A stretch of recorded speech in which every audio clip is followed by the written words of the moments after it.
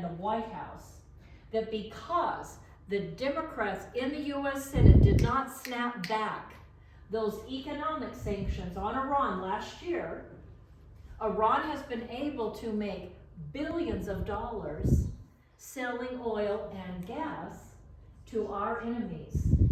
So how many of you would like peace in the Middle East? Yeah. How many of you would like peace in Ukraine? Well, how do we get that accomplished? You elect Denice Pandol, we get that legislation passed, and we absolutely snap back those sanctions on Iran to strangle them economically, to strangle the oil and gas industries in that country and around the Middle East to anyone that's going to fund our enemies. And guess what? Iran, the world's largest state sponsor of terrorism, right? They're not going to have the money to fund Hezbollah in Lebanon. They're not going to have the money to fund the Islamic resistance movement, which is Hamas.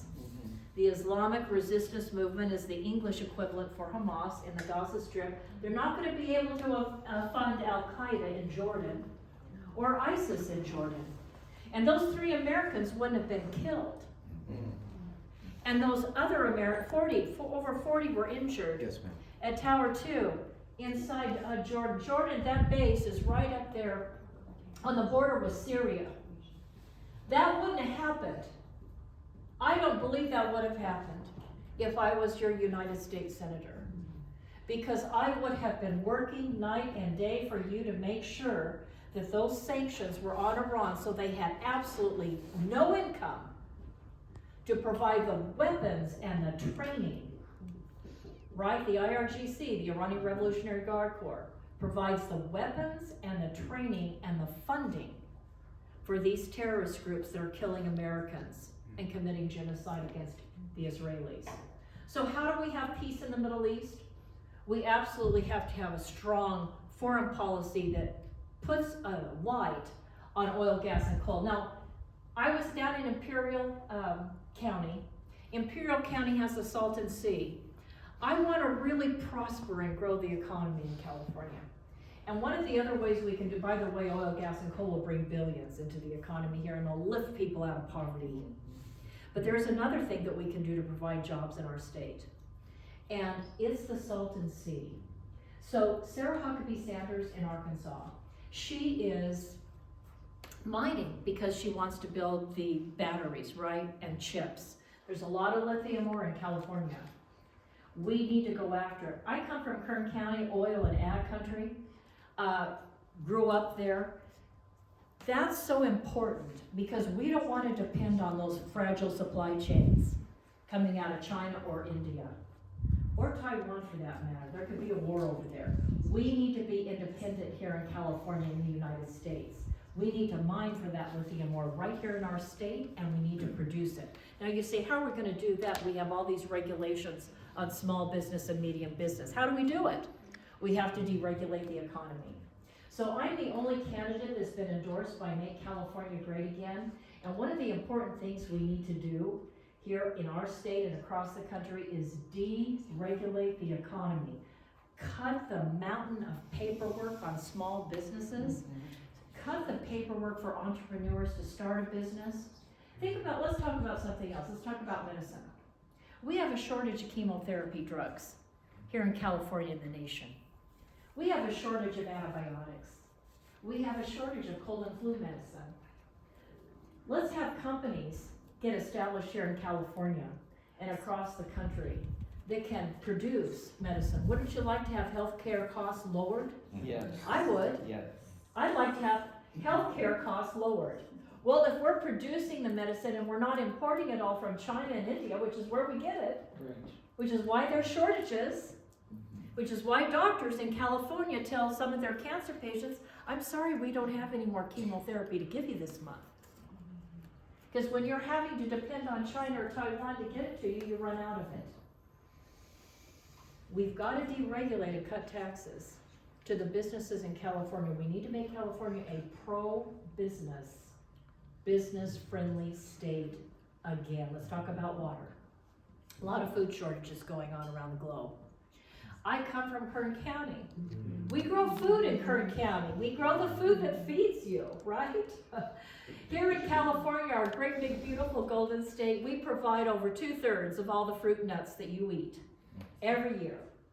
We also provide about half of all the vegetables you eat every year.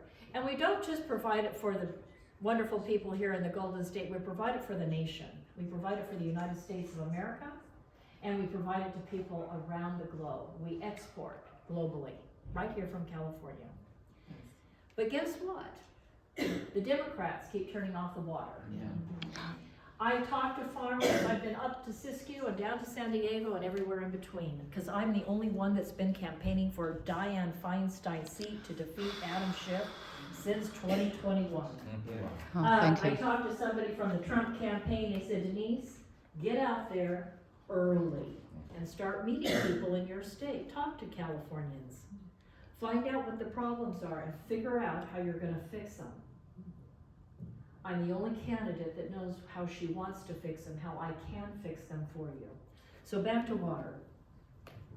So farmers that I've spoken to are going bankrupt in our state. Because when you can't afford to pay for water, if you can't afford to truck it in, right? You have to truck it in because you can't. The Democrats have literally turned off the water. They've regulated it so it's impossible to get, and they have to sometimes truck it in. And then they have to pay for the fuel to get it there. That's very expensive. Let me tell you something, people. Whoever controls the water supply is going to control the food supply. And whoever controls the food supply is going to control the population. It's a big deal, water. Denice Pandol, as your United States Senator, wants to propose immediately, I mean, just as soon as I can work with enough senators to get them on board and co-sponsor the legislation, because we got to get it co-sponsored, right, in the U.S. Senate, and then because you have to take it to the House and you need to get it passed. I want to get passed legislation that will build water infrastructure in our state. We can do it. So all of us in this room and the people of California, we've spent $30 billion over the last 25 years. Did you know that? It's on my website. Check out my website. I'm the only candidate that actually researched and wrote her own position papers for U.S. Senate. I don't know about the other candidates in the room, but for U.S. Senate, I actually wrote them myself. And the state of California, the people of California, you and I, we spent $30 billion over the last quarter century to build water infrastructure. We haven't built a dam since the 1980s. We have no water infrastructure in our state, but our state continues to have a loss of food supply because farmers are going bankrupt. This is imperative, people, that we build water infrastructure. You say, but we have a drought. We have droughts in California. No, we don't. We don't have a drought problem in California. We have a water management problem in California. And I want you to know that as your U.S. Senator, if we just save 5% of the Sierra Nevada snow cap every year, we'd have more than enough water for every resident in the state of California. If we stopped making it illegal to have rainwater capture systems, did you know it's illegal for a farmer or rancher to have a rainwater capture system on their property? We need to make it legal in our state. Let's talk about the border real quick because I'm told I need to hurry up. On the border, we don't need immigration reform. We don't. All we need to do is enforce the law. Title 8, Section 1182 says that nobody, thank you. Title 8, Section 1182 says nobody can enter the United States of America unless they have documentation that allows them to do so. How about enforcing the laws we have on the book? Title 8, Section 1182 says nobody can enter the country if they're going to be a ward of the state. Oh, you mean all those people that are getting free cash, free food, free transportation, free housing, free medical, free everything? Not our veterans. No. Not the homeless. Okay, so you get my point. Title 8, Section 1182. I have a hot link on my website. You can read it. We've got to enforce the law. We don't need immigration reform. Enforce our laws. And guess what? Everybody in DHS, the Department of Justice, FBI, and the White House that hasn't been enforcing the law, impeach them. Yes. Because they violated federal law. School choice, ladies and gentlemen, Sarah Huckabee Sanders from Arkansas, DeSantis from Florida, Abbott from Texas, who else? Youngkin from Virginia.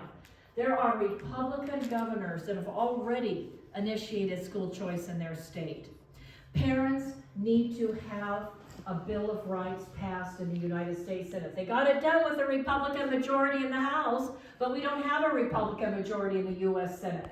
We've got to get Denice Pandol elected to the United States Senate because I want to get past a parental Bill of Rights, and I want to have all those governors come and testify in Washington and say how their school choice programs are working in their state. And then get that legislation written up, get it proposed, and get it passed so that every child in America does not have to be worried about, anxious about, depressed about, and commit suicide over the fact that they don't understand who they are as a person. Gender ideology is undermining children in America. Critical race theory and emphasis on the color of your skin. Who cares what skin color you have? What matters to God and what should matter to everybody else is the quality of character. What is your character? Do you want to serve people? You know, what did Jesus say? The greatest among you shall serve. That should be our heart's desire. To serve the people in our family, in our churches, in our communities, in our schools. That needs to be the focus of our life, is how can I give and make somebody else's life better? Right? Isn't that what God calls us to do? Amen. Love Him with all your heart and love others as yourself. Right? Thank you, ladies and gentlemen. I'm Denice Pandol, and I'm representing the United States Senate.